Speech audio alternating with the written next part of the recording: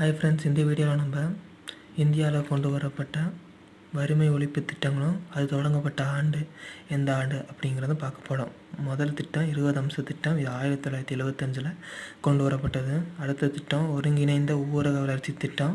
இது 1978 கொண்டு வரப்பட்டது. அடுத்த திட்டம் ஊரக இளைஞர்களுக்கான சுய வேலைவாய்ப்பு பயிற்சி. இது 1979 கொண்டு வரப்பட்டது. அடுத்த திட்டம் வேலைக்கு உணவு திட்டம். இது 1977 கொண்டு வரப்பட்டது.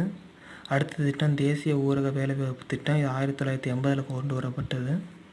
அடுத்த திட்டம் ஊரக நிலமற்றோர் வேலைவாய்ப்பு உறுதி திட்டம். இது 1983 கொண்டு வரப்பட்டது. அடுத்த திட்டம் ஜவஹர் வேலைவாய்ப்பு திட்டம். இது 1989 கொண்டு வரப்பட்டது. அடுத்த திட்டம் மகாத்மா காந்தி தேசிய ஊரக வேலைவாய்ப்பு உறுதி திட்டம். இது 2006 கொண்டு வரப்பட்டது.